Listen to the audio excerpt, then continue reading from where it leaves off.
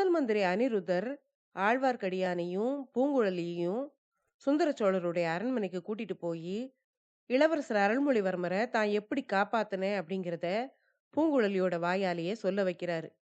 அப்போ சுந்தர சோழரின் மனைவியான வானமாதேவி பூங்குழலி நல்லா பாடுவா அப்படின்னு சொல்லி அவளை ஒரு தேவார பாசுரம் பாட சொல்றா. பூங்குழலி பாடுறா. அந்த பாட்டுல மயங்கி போய் சுந்தர சோழர் அப்படியே உறங்கி போயிடுறாரு. தூக்கம் கலைஞ்சு அவர் விழிச்சு எழுந்தப்போ அறைக்குள்ள வேற யாரும் இல்ல. அப்போ மச்சில இருந்து மெலிசா ஏதோ சத்தம் கேட்கறது அவருக்கு தெரிஞ்சது. அந்த பக்கம் திரும்பி பார்த்தப்போ மேல் மச்சில தூணை பிடிச்சுக்கிட்டு விளிம்பு வழியா ஒரு உருவம் இறங்கி வர்றது அவருக்கு தெரிஞ்சது. இதத்தான் முந்தின பகுதியோட இறுதியில கேட்டீங்க. தொடர்ச்சிய இந்த பகுதியில கேட்க போறீங்க.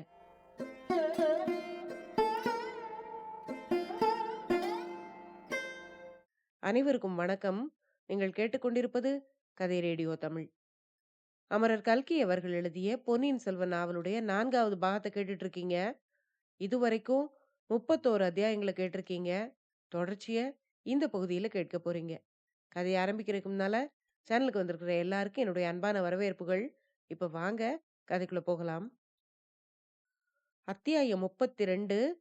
ஏன் என்னை வதைக்கிறாய்? சுந்தர சோழர் மிக்க வியப்பு அடைந்தார். மேன்மாடத்திலிருந்து அவ்வாறு தூண்களின் விளிம்பின் வழியாக யார் இறங்கி வருவது? எதற்காக அவர்கள் அப்படி வரவேண்டும்? இத்தனை நேரம் அவர் கண்ட குழப்பமான கனவுகள் அவருக்கு நினைவுக்கு வந்தன. இதுவும் கனவா, இல்லை நிஜ தோற்றமா? இன்னும் தான் தூக்கத்திலிருந்து நன்றாக விழித்துக் கொள்ளவில்லையா? இந்த சந்தேகத்தை தீர்த்து கொள்வதற்காக சுந்தர சோழர் மறுபடியும் கண்களை மூடிக்கொண்டார். ஒரு நிமிஷ நேரம் அப்படி இருந்துவிட்டு கண்களை நன்றாக திறந்து அந்த உருவம் இறங்கிய திக்கை பார்த்தார். அங்கே இப்போது ஒன்றும் இல்லை. ஆஹா, அந்த தோற்றம் வெறும் பிரமையாகத்தான் இருக்க வேண்டும் என நினைத்து கொண்டார் அவர். உறங்குவதற்கு முன்னால் நிகழ்ந்தவற்றை ஞாபகப்படுத்தி பார்த்தார். முதல் மந்திரியும் அவருடைய சீடனும் இனிய குரலில் பாடிய தியாக விடங்கரின் மகளும் தாம் தூங்கிய பிறகு போய்விட்டார்கள் போலிருக்கிறது. மலையமான் மகளும் தாதிமார்களும் வழக்கம் போல் அடுத்த அறையில் காத்திருக்கிறார்கள் போல் இருக்கிறது. குந்தவையை குறித்து தான் முதன் மந்திரியிடம் குறை கூறியதை சக்கரவர்த்தி நினைத்து கொண்டு சிறிது வருத்தப்பட்டார். குந்தவை இணையற்ற அறிவும் முன்யோசனையும் படைத்தவள். ராஜ்யத்திலே குழப்பம் ஏற்படாமல் இருக்கும் பொருட்டு இளவரசனை நாகப்பட்டினத்தில் தங்கச் செய்திருக்கிறாள். அதை பற்றி தவறாக எண்ணிக்கொண்டது தம்முடைய தவறு. தமது அறிவு சரியான நிலைமையில் இல்லை என்பது சில காலமாக சுந்தர சோழருக்கே தெரிந்திருந்தது. பிறகு இளைய பிராட்டியின் பேரில் கோபித்துக் கொள்வதில் என்ன பயன் இருக்கிறது? எதையும் அவளுடைய யோசனைப்படி செய்வதே நல்லது. இப்போது முக்கியமாக செய்ய வேண்டியது நாகப்பட்டினத்திலிருந்து இளவரசனை அழைத்து வர வேண்டியது. கடவுளே, புயலினால் அவனுக்கு யாதொரு ஆபத்தும் நேரிடாமல் இருக்க வேண்டுமே. உடனே குந்தவையிடம் அதை பற்றி கேட்க வேண்டும். பக்கத்து அறையில் இருப்பவர்களை அழைப்பதற்காக சுந்தர சோழர் கையை தட்ட எண்ணினார். ஆனால் இது என்ன? தன்னுடைய தலைமாட்டில் யாரோ நடமாடுவது போல் தோன்றுகிறதே. யாராயிருக்கும்? ஒருவேளை மலையமான் மகளா? அல்லது தன் குமாரியா? இல்லை தாதி பெண்ணா? தனது உறக்கத்தை கலைக்க கூடாது என்று அவ்வளவு மெதுவாக அவர்கள் நடக்கிறார்களா? இப்படி எண்ணிக்கொண்டே யார் அது என்று மெதுவான குரலில் சுந்தர சோழர் கேட்டார். அதற்கு பதில் இல்லை. யார் அது? இப்படி எதிரே வா என்று சற்று உரத்த குரலில் கூறினார். அதற்கும் மறுமொழி இல்லை. சுந்தர சோழருக்கு ஒரு எண்ணம் தோன்றியது. அது அவருக்கு குழப்பத்தையும் திகிலையும் உண்டாக்கியது. ஒருவேளை அவளாக இருக்குமோ? அவளுடைய ஆவியாக இருக்குமோ? கனவிலே தோன்றிய கிராதகி இப்போது நேரிலும் வந்துவிட்டாளோ? ஐயோ, மலையமான் மகளும் தன்னுடைய குமாரியும் இங்கு இல்லையே. தாதி பெண்களும் தூங்கிவிட்டார்களோ? ஐயோ, அவர்கள் ஏன் என்னை தனியாக விட்டுவிட்டு போனார்கள்? அந்த பாதகி கரையர் மகளாக இருந்தால் என்னை லேசில் விடமாட்டாளே. உள்ளம் குமுறி வெறி கொள்ளும் வரையில் போக மாட்டாளே. அடி பாவி, உண்மையில் நீயாக இருந்தால் என் முன்னால் வந்து தொலை. என்னை எப்படியெல்லாம் வதைக்க வேண்டுமோ அப்படியெல்லாம் வதைத்து விட்டு போ. ஏன் பார்க்க முடியாதபடி தலைமாட்டில் உலாவி என் உயிரை வாங்குகிறாய்? முன்னால் வா. இரத்த பலி கேட்பதற்காக வந்திருக்கிறாயா? வா, வா. நீதான் மடியில் கத்தி வைத்திருப்பாயே. புலி கரடிகளை கொன்ற அதே கத்தியினால் என்னையும் கொன்றுவிட்டு போய்விடு. என் மக்களை மட்டும் ஒன்றும் செய்யாதே. நான் செய்த குற்றத்துக்காக அவர்களை பழிவாங்காதே. அவர்கள் உனக்கு ஒரு துரோகமும் செய்யவில்லை. நான் தான் உனக்கு என்ன துரோகம் செய்தேன்? கலங்கரை விளக்கத்தின் உச்சியில் ஏறி கடலில் விழுந்து சாகும்படி நானா சொன்னேன்? நீயே செய்த அந்த கோரமான காரியத்துக்கு என்னை எதற்காக வதைக்கிறாய்? சுந்தர சோழர் தன்னுடைய தலைமாட்டில் வெகு சமீபத்தில் ஒரு உருவம் வந்து நிற்பதை உணர்ந்தார். திகிலினால் அவருடைய உடம்பு நடுங்கியது. வயிற்றிலிருந்து குடல் மேலே ஏறி நெஞ்சை அடைத்துக் கொண்டது போல் இருந்தது. அவள்தான் வந்து நிற்கிறாள். சந்தேகமே இல்லை. அவளுடைய ஆவிதான் வந்து நிற்கிறது. தான் நினைத்தபடியே கடைசியாக இரத்தப்பழி வாங்குவதற்கு வந்திருக்கிறது. நெஞ்சில் கத்தியால் குத்தி தன்னை கொல்லப் போகிறதா, அல்லது வெறுங்கையினாலேயே தன் தொண்டையை நெரித்து கொல்லப் போகிறதா? எப்படியாவது அவளுடைய எண்ணம் நிறைவேறட்டும். தான் இனி உயிர் வாழ்ந்திருப்பதில் யாருக்கும் எந்த உபயோகமும் இல்லை. அந்த பேய் தன்னை பழிவாங்கி விட்டு போனால் தன் மக்களை ஒன்றும் செய்யாமல் விட்டுவிடும் அல்லவா? இன்னும் சிறிது நிமிர்ந்து அண்ணாந்து பார்த்தால் மந்தாகினி பேயின் ஆவி வடிவம் தன் கண்களுக்கு புலனாகும் என்று சுந்தர சோழருக்கு தோன்றியது. தலைமாட்டில் அவ்வளவு சமீபத்தில் அந்த உருவம் வந்து நிற்பது போல் இருந்தது. ஒரு கணம் நிமிர்ந்து பார்ப்பதற்கு எண்ணினார் அவர். அவ்வளவு தைரியம் வரவில்லை. நான் கண்களை மூடிக்கொள்கிறேன், அது செய்வதை செய்துவிட்டு போகட்டும் என்று தீர்மானித்து கண்களை மூடிக்கொண்டார் அவர். சற்று நேரம் அப்படியே இருந்தார். அவர் எதிர்பார்த்தது போல் அவர் நெஞ்சில் கூரிய கத்தி இறங்கவும் இல்லை. அவருடைய தொண்டையை 2 ஆவி வடிவ கைகள் பிடித்து நெரிக்கவும் இல்லை. தலைமாட்டில் நின்ற உருவம் அங்கிருந்து நகர்ந்து போய்விட்டதாக தோன்றியது. யாராவது இந்த அறைக்குள்ளே வந்தால் இன்னும் அவள் ஒருவேளை இங்கேயே இருந்தாலும் மறைந்து போய் தொலைந்து விடுவாள் என்று எண்ணிக்கொண்டே, யாரங்கே, எல்லாரும் எங்கே போனீர்கள் என்று உரத்த குரலில் கூவிக்கொண்டே சுந்தர சோழர் கண்களை திறந்தார். ஆஹா, அவருக்கு எதிரே மஞ்சத்தில் கீழ்ப்புறத்தில் நிற்பது யார்? அவள்தான், சந்தேகமே இல்லை. அந்த ஊமையின் பேய்தான். தலைவிரி கோலமாக நிற்கிறது பேய். அதன் நெற்றியிலே ரத்தம் கொட்டுகிறது. இரத்தப்பழி வாங்க வந்தேன் என்று சொல்லுகிறது போல் இருக்கிறது. சுந்தர சோழர் உரத்த குரலில் வெறி கொண்டவரை போல் அந்த ஆவி உருவத்தை பார்த்த வண்ணமாக கத்தினார். அடி ஊமை பேயே, நீ உயிரோடு இருந்த போதும் வாய் திறந்து பேசாமல் என்னை வதைத்தாய். இப்போதும் என்னை வதைக்கிறாய். எதற்காக வந்திருக்கிறாய்? சொல்லு. இரத்தப்பழி வாங்க வந்திருந்தால் என்னை பழி வாங்கி விட்டு போ. ஏன் சும்மா நிற்கிறாய்? ஏன் முகத்தை இப்படி பரிதாபமாக வைத்துக்கொண்டு நிற்கிறாய்? என்னிடம் ஏதாவது கேட்க வந்திருக்கிறாயா? அப்படியானால் சொல்லு. வாய் திறந்து பேச முடியவில்லை என்றால் சைகையினாலே சொல்லு. வெறுமனே நின்று கொண்டு என்னை வதைக்காதே. உன் கண்ணில் ஏன் கண்ணீர் ததும்புகிறது? ஐயோ, விம்மி அழுகிறாயா என்ன? என்னால் பொறுக்க முடியவில்லையே. ஏதாவது சொல்லுகிறதா இருந்தால் சொல்லு. இல்லாவிட்டால் தொலைந்து போ. போக மாட்டாயா? ஏன் போக மாட்டாய்? என் அருமை மகனை, சின்னஞ்சிறு குழந்தையை காவேரி வெள்ளத்தில் அமுக்கி கொல்ல பார்த்தவள்தானே நீ? நல்ல வேளையாக உன் எண்ணம் பலிக்கவில்லை. இனியும் பலிக்கப் போவதில்லை. அடி பாதகி, இன்னும் எதற்காக என் நெஞ்சை பிளக்கிற மாதிரி பார்த்து கொண்டிருக்கிறாய்? போ, போ. போக மாட்டாயா? இதோ உன்னை போகும்படி செய்கிறேன் பார். இப்படி சொல்லிக்கொண்டே சுந்தர சோழர் தனக்கு அருகில் கை கெட்டும் தூரத்தில் என்ன பொருள் இருக்கிறதென்று பார்த்தார். பஞ்ச உலோகங்களினால் செய்த அகல் விளக்கு ஒன்றுதான் அவ்விதம் இருந்தது.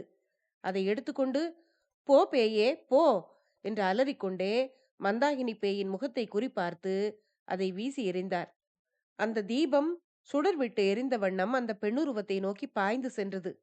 அப்போது சுந்தர சோழர் பேய் என்று கருதிய அந்த பெண் உருவத்தின் வாயிலிருந்து ஒரு ஓலக்குரல் கிளம்பியது. சுந்தர சோழருடைய 7 நாடியும் ஒடுங்கி அவருடைய உடலும் சதையும் எலும்பும் எலும்புக்குள்ளே இருந்த ஜீவ சத்தும் உறைந்து போயின. தீபம் அந்த உருவத்தின் முகத்தின் மீது விழவில்லை. சற்று முன்னாலேயே தரையில் விழுந்து உருண்டு டனங் டனங் என்று சத்தமிட்டது. அகல் விளக்கு அணைந்து விட்ட போதிலும் நல்ல வேளையாக அந்த அறையின் இன்னொரு பக்கத்தில் வேறொரு தீபம் எரிந்து கொண்டிருந்தது. அதன் மங்கலான வெளிச்சத்தில் சுந்தர சோழர் உற்று பார்த்து மந்தாகினியின் ஆவி வடிவம் இன்னும் அங்கேயே நிற்பதைக் கண்டார். அதனுடைய முகத்தில் விவரிக்க முடியாத வேதனை ஒரு கணம் காணப்பட்டது. பிறகு அது கடைசி முறையாக ஒரு தடவை சுந்தர சோழரை ஆதங்கத்துடன் பார்த்துவிட்டு திரும்பி அங்கிருந்து போவதற்கு எத்தனித்தது. அந்த நேரத்திலேதான் சுந்தர சோழரின் உள்ளத்திலே முதலாக ஒரு சந்தேகம் உதித்தது. இது மந்தாகினியின் ஆவி உருவமா, அல்லது அவளை வடிவத்தில் ஒத்த இன்னொரு பெண்ணா? அவளுடன் இரட்டையாக பிறந்த சகோதரியா? அல்லது ஒருவேளை அவளேதானா? அவள் சாகவில்லையா? இன்னமும் உயிரோடு இருக்கிறாளா? தான் நினைத்ததெல்லாம் தவறா? அவளேயாக இருக்கும் பட்சத்தில் அவள் பேரில் தான் விளக்கை எடுத்து எறிந்தது எவ்வளவு கொடுமை! அவளுடைய முகத்தில் சற்று முன் காணப்பட்ட பரிதாபம் மாறி விவரிக்க முடியாத வேதனை தோன்றியதே. தன்னுடைய கொடூரத்தை எண்ணி அவள் வேதனைப்பட்டாளோ? ஆஹா, அதோ அவள் திரும்பி போக எத்தனிக்கிறாள். எந்த பக்கம் போகலாம் என்று பார்க்கிறாள். பெண்ணே, நீ கரையர் மகள் மந்தாகினியா? அல்லது அவளுடைய ஆவி வடிவமா? அல்லது அவளுடன் பிறந்த சகோதரியா? நில், நில், போகாதே. உண்மையை சொல்லிவிட்டு போ.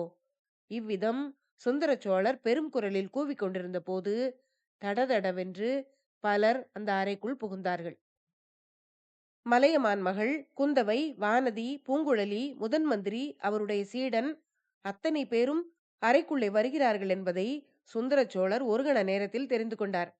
நிறுத்துங்கள், அவள் ஓடி போகாமல் தடுத்து நிறுத்துங்கள்.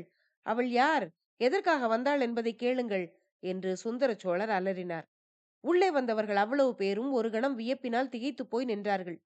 சுந்தர சோழரின் வெறி கொண்ட முகமும் அவருடைய தோற்றமும் அலரும் குரலில் தொனித்த பயங்கரமும் அவர்களுக்கு பீதியை உண்டாக்கின.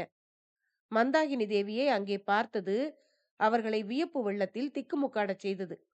என்ன செய்வது என்று அறியாமல் எல்லோரும் சற்று நேரம் அசைவற்று நின்றார்கள்.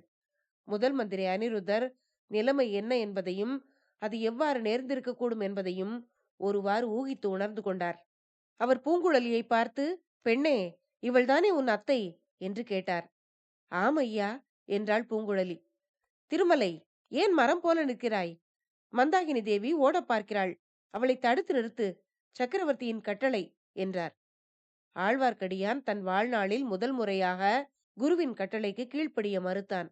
ஐயா, அதை காட்டிலும் புயல் காற்றை தடுத்து நிறுத்தும்படி எனக்கு கட்டளையிடுங்கள் என்றான். இதற்குள் பூங்குழலி சும்மா இருக்கவில்லை. ஒரே பாய்ச்சலாக ஓடிச் சென்று அத்தையின் தோளை பிடித்து கொண்டாள். மந்தாகினி அவளை உதறி தள்ளிவிட்டு ஓடினாள். ஆழ்வார்க்கடியான் சட்டென்று ஒரு காரியம் செய்தான். சற்று முன்னால் முதல் மந்திரி முதலியவர்கள் நுழைந்து வந்த கதவருகில் சென்று அதை சாத்தி தாளிட்டான். பிறகு கதவை யாரும் திறக்க முடியாதபடி கைகளை விரித்து கொண்டு நின்றான். வேடர்களால் சூழ்ந்து கொள்ளப்பட்ட மானை போல் 4 புறமும் பார்த்து மிரண்டு விழித்தாள் மந்தாகினி. தப்பிச் செல்வதற்கு வேறு வழியில்லை என்று, தான் இறங்கி வந்த வழியாக ஏறிச் செல்ல வேண்டியதுதான் என்றும் தீர்மானித்துக் கொண்டாள். அவள் மேல் மாடியை நோக்கிய பார்வையிலிருந்து அவளுடைய உத்தேசத்தை மற்றவர்களும் அறிந்து கொண்டார்கள். பிடியுங்கள், அவளை பிடித்து நிறுத்துங்கள். அவள் எதற்காக வந்தாள், யாரை பழிவாங்க வந்தாள் என்று கேளுங்கள் என்று சுந்தர சோழர் கத்தினார். தூணின் வழியாக மேல் மாடத்துக்கு ஏறிச் செல்ல ஆயத்தமாயிருந்த மந்தாகினி தேவியிடம் பூங்குழலி நெருங்கி ஓடினாள். இம்முறை அவளை பிடித்து நிறுத்துவதற்கு பதிலாக பூங்குழலி கையினால் சமிக்ஞை செய்து ஏதோ கூற முயன்றாள். மந்தாகினி அதன் பொருளை தெரிந்து கொண்டவள் போல் கீழே விழுந்து கிடந்த அகல் விளக்கை சுட்டி காட்டினாள். இதை கவனித்துக் கொண்டிருந்த குந்தவை, அப்பா, பெரியம்மாவின் பேரில் நீங்கள்தான் விளக்கு எடுத்து எரிந்தீர்களா என்று கேட்டாள்.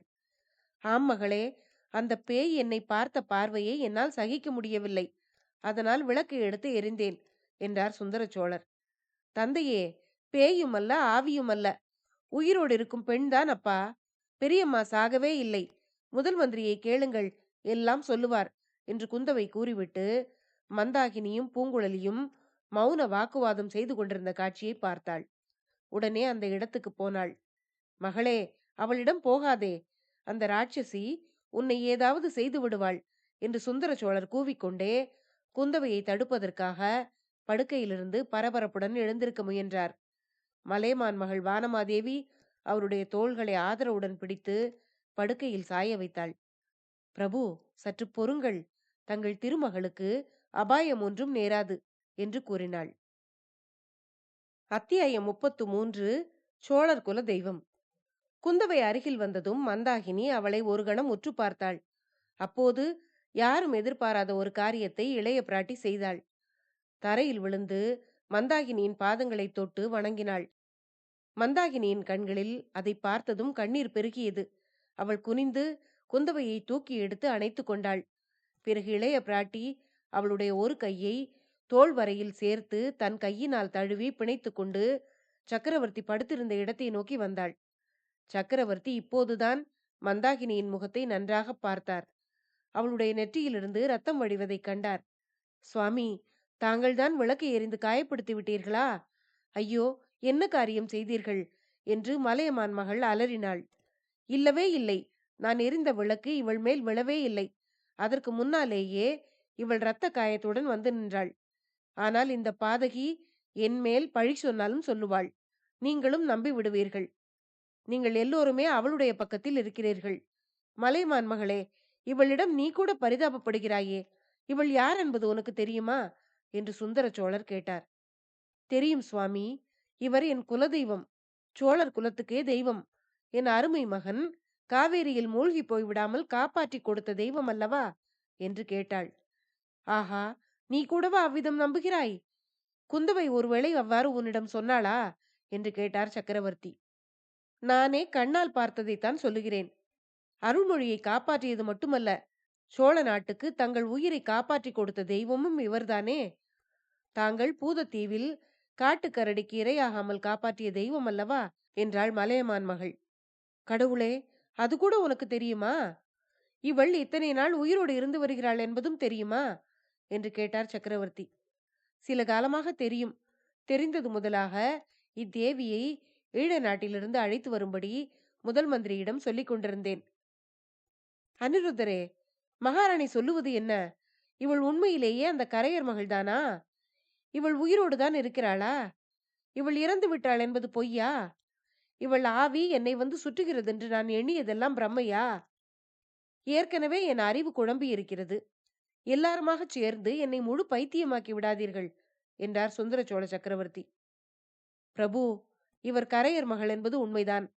இவர் இறக்கவில்லை என்பதும் உண்மைதான். சக்கரவர்த்தி, நான் பெரிய குற்றவாளி. நான் செய்த குற்றத்துக்கு மன்னிப்பே இல்லை. ஆனாலும் தங்கள் கருணையினால்... முதல் மந்திரியின் பேச்சை இடைமறித்த சுந்தர சோழர், முதல் மந்திரி, இப்போது தெரிகிறது. கோடிக்கரையிலிருந்து நீர் பலவந்தமாக பிடித்து கொண்டு வர சொன்னவள் இவள்தான். பல்லக்கில் வந்தவள் அந்த ஓடக்கார பெண் என்று நீர் கூறியது உண்மையல்ல. மன்னர் மன்னா, ஆம், அடியனை தாங்கள் மன்னிக்க வேண்டும். ஆஹா, மன்னிக்க வேண்டுமாம். சக்கரவர்த்தி என்றும் மன்னர் மன்னன் என்றும் கூறப்பட்ட ஒருவன் என்னை போல் ஏமாற்றப்பட்டது இந்த உலகம் தோன்றிய காலத்திலிருந்து நடந்திருக்காது. எனக்கு தெரியாமல் ஏன் இந்த காரியத்தை செய்ய வேண்டும்? ஏன் முன்னாலேயே சொல்லி இருக்க கூடாது? இன்று சாயங்காலம் என்னுடன் அத்தனை நேரம் பேசிக் கொண்டிருந்தீர்களே, அப்போது கூட ஏன் சொல்லவில்லை? முதன் மந்திரி, எல்லாம் எனக்கு விளங்குகிறது. பழுவேட்டரையர்கள் சொல்லுவது சரிதான். நீங்கள் எல்லாருமாகச் சேர்ந்து எனக்கு எதிராக சூழ்ச்சி செய்கிறீர்கள் என்றார் சக்கரவர்த்தி. சக்கரவர்த்தி, நாங்கள் சூழ்ச்சி செய்தது என்னவோ உண்மைதான். ஆனால் தங்களுக்கு எதிராக சூழ்ச்சி செய்யவில்லை. எப்படியாவது கரையர் மகளை தங்களிடம் கொண்டு வந்து சேர்ப்பிக்க வேண்டும் என்று எண்ணினோம். அவள் கடலில் விழுந்து இறந்தது பற்றி தங்கள் மனம் மிகவும் வேதனைப்பட்டு கொண்டிருக்கிறது என்று மகாராணி மூலமாக நான் அறிந்து கொண்டேன். ஆனால் இந்த தேவியை அழைத்து வருவது எளிய காரியமாய் இல்லை. அவரை கொண்டு வராமல் அவர் உயிரோடு இருப்பதாக சொன்னால் தாங்கள் நம்புவது சிரமமாயிருக்கும். ஆகையால் எப்படியும் அவரை இந்த ஊரில் கொண்டு வந்து சேர்த்த பிற்பாடு தங்களிடம் சொல்ல வேண்டும் என்று எண்ணினேன். நேற்று மாலை கோட்டை வாசலுக்கு கிட்டத்தட்ட வந்த பிறகு மந்தாகினி தேவி மறைந்து விட்டார். அவருக்கு பதிலாக இந்த பெண் பல்லக்கில் வந்தாள். இன்றைக்கெல்லாம் தேவியை தேடுவதில் ஈடுபட்டிருந்தோம். அவர் பழுவூர் அரண்மனை தோட்டத்தின் மதிலேறி குதித்ததை பார்த்து விட்டுத்தான் என் சீடனும் அவ்வாறு மதிலேறி குதித்தான். ஆனால் இந்த தேவி அகப்படவில்லை. திருமலையை பழுவூர் ஆட்கள் பிடித்து கொண்டு வந்தார்கள். சக்கரவர்த்தி, என் சீடனை அந்த குற்றத்துக்காக மன்னிக்க பிரார்த்திக்கிறேன் என்றார் முதல் மந்திரி. மன்னிப்பதற்கு இது ஒரு குற்றம்தானா? எவ்வளவோ இருக்கிறது. அப்புறம் சொல்லுங்கள் என்றார் சக்கரவர்த்தி. அப்புறம் இன்று சாயங்காலம் வரை காத்திருந்தும் பழுவூர் அரண்மனைக்குள்ளே தேடியும் இவரை காணவில்லை. தாங்கள் சற்று முன் கண்ணை இறந்திருந்த போது நாங்கள் எல்லோரும் அடுத்த அறையில் இவரை பற்றியே பேசிக் கொண்டிருந்தோம். இவர் எங்கே மறைந்திருக்க கூடும் என்றும் இதையெல்லாம் பற்றி தங்களிடம் எப்படி சொல்லுவது, யார் சொல்லுவது என்றும் யோசனை செய்து கொண்டிருந்தோம். அதற்குள் இவராகவே எப்படியோ தங்கள் அறைக்குள் வந்து சேர்ந்திருக்கிறார். பழம் நழுவி பாலில் விழுந்தது போல் ஆயிற்று என்றார் முதல் மந்திரி. சக்கரவர்த்தி அப்போது மந்தாகினி தேவி இருந்த இடத்தை நோக்கினார். குந்தவை முதலியோர் அந்த பெண்மணியின் நெற்றியில் இருந்த காயத்தை ஈர துணியினால் துடைத்துவிட்டு மருந்து கலந்த சந்தன குழம்பை அதன் மேல் அப்புவதை கவனித்தார். விடங்கர் மகளே, உன் அத்தையின் நெற்றியில் காயம் எப்படி ஏற்பட்டதென்று கேட்டு சொல்லுவாயா என்று கேட்டார் சக்கரவர்த்தி. பூங்குழலி 2 அடி முன்னால் வந்து, கேட்டேன் பிரபு, ஆனால் என் அத்தை சொல்லும் காரணம் எனக்கே சரியாக விளங்கவில்லை என்றாள். அவள் என்னதான் சொல்லுகிறாள்? நான் விளக்கை எறிந்ததால் ஏற்பட்ட காயம் என்று சொல்லுகிறாளா என்று கேட்டார் சக்கரவர்த்தி. இல்லை இல்லை, மலைமேல் முட்டிக்கொண்டதால் காயம்பட்டதாக சொல்லுகிறார். ரத்தம் வழிந்ததே அவர் கவனிக்கவில்லை என்றும் கூறுகிறார் என்றாள் பூங்குழலி. சுந்தர சோழர் அப்போது ஒரு மிக அபூர்வமான காரியம் செய்தார். கலகலவென்று நகைத்தார். அந்த மாதிரி அவர் சிரித்ததை மற்றவர்கள் பார்த்து பல வருஷங்கள் ஆயிருந்தன. மீண்டும் மீண்டும் அவர் நினைத்து நினைத்து சிரித்தார். அனைவரும் அவரை கவலையுடன் உற்று பார்க்க தொடங்கினார்கள். எனக்கு பைத்தியம் பிடிக்கவில்லை, பழைய பைத்தியம்தான் மிச்சம் இருக்கிறது. இப்போது நான் சிரிப்பதன் காரணம் உங்களுக்கெல்லாம் தெரியவில்லையா? சோழ வளநாட்டில் இவள் மலையில் மோதிக்கொண்டு காயம்பட்டதாக கூறுகிறாளே, அதை எண்ணித்தான் சிரித்தேன். இங்கே ஒரு சிறிய விக்கிரகம் செய்யக்கூட கல் கிடைக்காதே. சோழ சக்கரவர்த்தியின் தலையில் யாராவது கல்லை போட விரும்பினால் அதற்கு கூட ஒரு கருங்கல் கிடைக்காதே. இவள் மலை மீது மோதிக்கொண்டதாக சொல்கிறாளாமே, எந்த மலையின் மேல் மோதிக்கொண்டாள்? பூங்குழலி, நன்றாக கேள் என்றார். இதையெல்லாம் கேட்டுக்கொண்டிருந்த வானதியின் முகத்தில் அப்போது ஒரு பிரகாசம் உண்டானது. ஐயா, எனக்கு ஒன்று தோன்றுகிறது, கட்டளையிட்டால் சொல்லுகிறேன் என்றாள். வேளிர் மகளே, நீ வேறு இங்கே இருக்கிறாயா? இத்தனை நேரமும் உன்னை நான் கவனிக்கவே இல்லையே. இவ்வளவு தடபுடலுக்கும் நீ மூர்ச்சையடைந்து விழாமல் இருக்கிறாயே, அதுவே ஆச்சரியம்தான். உனக்கு என்ன தோன்றுகிறது? சொல் என்று சக்கரவர்த்தி கூறினார். இந்த தேவி மலை மேல் மோதிக்கொண்டதால் காயம்பட்டது என்கிறாரே, அதை பற்றி எனக்கு ஒன்று தோன்றுகிறது ஐயா என்றாள் வானதி. நீ புத்திசாலி பெண், உனக்கு ஏதேனும் காரணம் புரிந்தாலும் புரிந்திருக்கும். சீக்கிரம் சொல். ஈழ நாட்டில் மலையில் முட்டிக்கொண்டு அந்த இரத்த காயத்துடன் இவள் இங்கே வந்திருக்கிறாளா என்று கேட்டார் சக்கரவர்த்தி. இல்லை ஐயா, இந்த அரண்மனை தோட்டத்தில் சிற்ப மண்டபம் ஒன்று இருக்கிறதல்லவா, அதற்குள்ளே ராவணன் தூக்கி பிடிக்கும் கைலாச மலை ஒன்று இருக்கிறது. ஒருவேளை அதில் இவர் முட்டிக்கொண்டிருக்கலாம் என்றாள் வானதி. வானதி இவ்விதம் சொன்னதும் அத்தனை பேரும் வியப்பு கடலில் மூழ்கி போனார்கள். இருக்கலாம் இருக்கலாம், அப்படித்தான் இருக்கும் என்று ஒவ்வொருவரும் சொல்லிக் கொண்டார்கள். குந்தவை வானதியின் நெற்றியை தொட்டு திருஷ்டி கழிப்பது போல் கையை நெரித்து, அடியின் கண்ணே, நீ புத்திசாலியடி, எங்களுக்கெல்லாம் தோன்றாதது உனக்கு தோன்றியதே என்றாள்.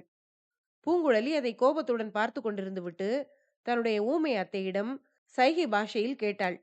பிறகு, ஆமாம், சிற்ப மண்டபத்தில் உள்ள மலைதானாம். அந்த மண்டபத்தை நான் பார்த்திருந்தால் அது எனக்கு தெரிந்திருக்கும் என்றாள். சக்கரவர்த்தி மந்தாகினியை உற்று பார்த்து கொண்டே, ஆமாம், வழி தெரியாமல் தவித்து சிற்ப மண்டபத்தின் மலை மேல் முட்டிக்கொண்டிருக்கிறாள். எங்கே போவதற்காக வழி தேடினாளோ தெரியவில்லை. கடைசியில் எங்கே வந்து சேர்ந்திருக்கிறாள் என்றார். தங்களிடம் வருவதற்குத்தான் வழி தேடியிருக்கிறார். அதை பற்றி சிறிதும் சந்தேகமில்லை. நானே இவர்களிடம் சொல்லிக் கொண்டிருந்தேன், தங்களை தரிசிக்காமல் இவ்விடம் விட்டு போக மாட்டார் என்று. முதன் மந்திரி இப்படி கூறியதும் நான் நம்பவில்லை. முதன் மந்திரி, என்னிடம் இவள் வருவதாக இருந்தால் முன்னமே வந்திருக்க மாட்டாளா? 25 வருஷமாக வந்திருக்க மாட்டாளா? இத்தனை நாள் பொறுத்து வருவானேன்? என்னை பேயாக வந்து சுற்றுவானேன்? இவள் பேய் வடிவத்தில் இருப்பதாகவே நான் எண்ணிக்கொண்டிருந்தேன்.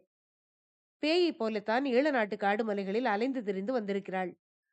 ஆனால் நான் இத்தனை காலமும் அரண்மனை சுகபோகங்களில் ஆழ்ந்து காலம் கழித்திருக்கிறேன். குற்றத்தின் சக்தியைத்தான் என்னவென்று சொல்வது? இவளை போன்ற உருவத்தைக் கண்டு எத்தனை தடவை என்னுடைய உள்ளம் பிரம்மையடைந்திருக்கிறது. யார் கண்டது? இப்போது வந்ததைப் போல் இதற்கு முன்னாலும் ரகசியமாக வந்து என்னை பார்த்து விட்டு போனாளோ என்னவோ. நான் பிசாசு என்று எண்ணி மிரண்டு வந்தேன். 25 ஆண்டு, 25 யுகம் என்றார் சக்கரவர்த்தி. இவ்விதம் தனக்கு தானே பேசுகிறவர் போல சொல்லி வந்த சக்கரவர்த்தி திடீரென்று அனிருத்தரின் பக்கம் திரும்பி, முதன் மந்திரி, நீர் ஏதோ குற்றம் செய்ததாக சொல்லி மன்னிப்பு கேட்டீரே, அது என்ன குற்றம் என்று ஆத்திரத்துடன் கேட்டார். உடனே அனிருத்தர், குற்றவாளியிடமே குற்றத்தை பற்றி கேட்பது தர்மமா என்று கேட்டார். பின்னே யாரிடம் கேட்பது?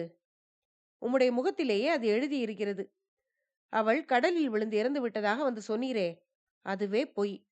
25 வருஷங்களாக அந்த பொய்யை நீர் சாதித்து வந்தீர். நானும் நம்பி வந்தேன். அனிருத்தரே, உண்மையிலேயே உமது குற்றம் மிக பயங்கரமானது என்றார் சக்கரவர்த்தி. இல்லை சக்கரவர்த்தி, அதற்கு நான் மட்டும் பொறுப்பாளி அல்ல, கரையர் குலமகளும் பொறுப்பாளிதான். அவர் கடலில் விழுந்தது என்னவோ உண்மை. பிறகு புனர்ஜன்மம் அடைந்தார். தங்களிடம் அவர் உயிரோடு இருப்பதை சொல்ல வேண்டாம் என்று வாக்குறுதி வாங்கிக் கொண்டார். வாக்குறுதியை கொடுக்காவிட்டால் மறுபடியும் உயிரை விட்டுவிடுவேன் என்று சொன்னார். இதெல்லாம் உண்மையா என்பதை தாங்களே அவரிடம் கேட்டு தெரிந்து கொள்ளலாம். நான் செய்த குற்றத்துக்கு மன்னிப்பு இல்லைதான். மன்னிப்பு நான் கோரவும் இல்லை. ஆனாலும் பல வருஷ காலமாக என் மனதில் இருந்த பாரம் இன்றைக்கு நீங்கிவிட்டது. இனி எனக்கு விடை கொடுங்கள். திருவரங்கம் சென்று ஸ்ரீரங்கநாதருக்கு சேவை செய்து என்னுடைய நாட்களை கழிக்க அனுமதியுங்கள். அது முடியாத காரியம் பிரம்மராயரே. நீர் அன்று செய்த குற்றத்தினால் இன்று எத்தனையோ குழப்பங்கள் நேர்ந்திருக்கின்றன. அவற்றையெல்லாம் தீர்த்து வைத்து விட்டுத்தான் நீர் ரங்கநாதருக்கு சேவை செய்ய போக வேண்டும் என்றார் சக்கரவர்த்தி. அத்தியாயம் 33 முடிவடைந்தது. அடுத்த பகுதியில அடுத்து வரும் அத்தியாயங்களை கேட்கலாம். நன்றி.